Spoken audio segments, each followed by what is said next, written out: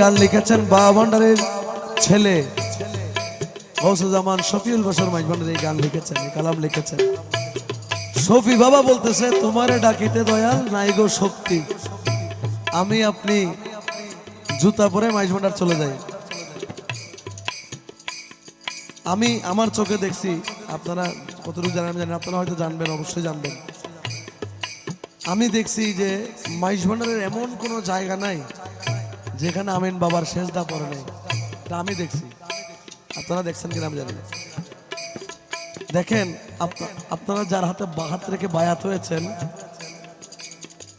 উনি প্রত্যেকটা জায়গায় জায়গায় যেখানেই বাবা যান ওনার নজরে করে, উনিই জানে, উনি ভালো জানে, আমরা তো জানি না,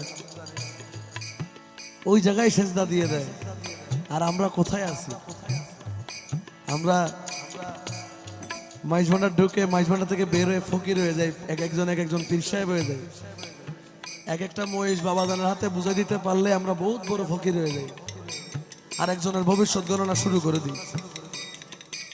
আমিন বাবাজান যদি চায় চট্টগ্রামের অর্ধেক কিনতে পারবে, যদি চায়।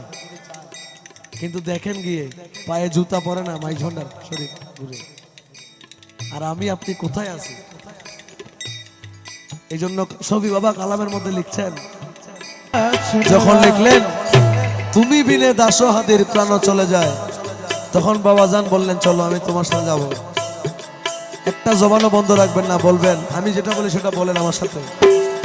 রহমান রহমান